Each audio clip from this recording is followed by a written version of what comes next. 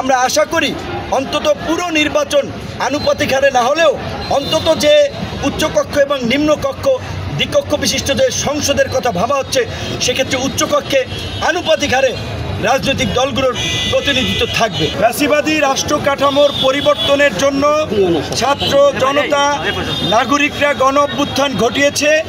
রাষ্ট্র সংস্কার পরিবর্তন, শাসনতান্ত্রিক ব্যবস্থার পরিবর্তনই গণ অভ্যুত্থানের আকাঙ্ক্ষা।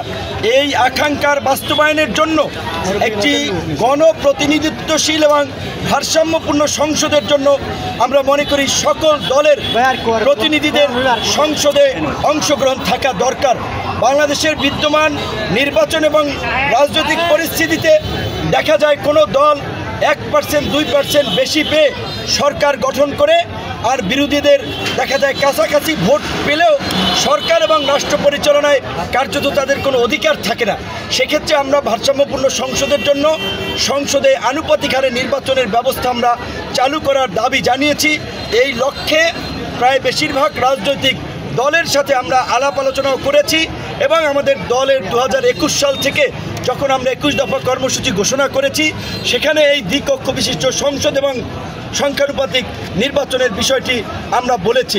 ক্লিক ফ্যানের অ্যারোডাইনামিক ডিজাইনের aluminium blade O double shielded বল বেয়ারিং বাতাস ছড়ায় পুরো ঘর জুড়ে। Click fan. ইতিমধ্যেই বেশ কয়েকটি রাজনৈতিক দল এটার পক্ষে, সরকারেরও এইটার পক্ষে আমরা মনোভাব পেয়েছি।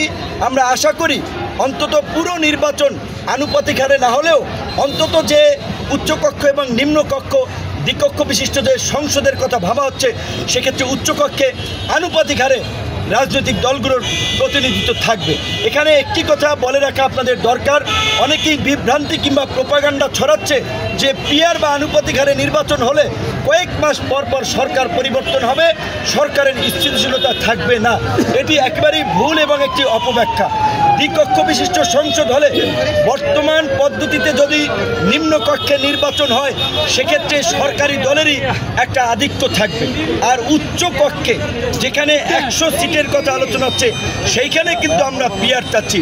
নিম্নকক্ষে যে 400 সিট রয়েছে, সেখানে যদি আনুপাতিক হারে নির্বাচন নাও হয়, উচ্চকক্ষে পিআর হলে সেটাতে আমাদের সম্মতি থাকবে। আর এই দুই কক্ষের এক কক্ষে পিআর হলে সেটি সরকারের স্থিতিশীলতার জন্য কখনোই ঝুঁকি বা হুমকি হবে না।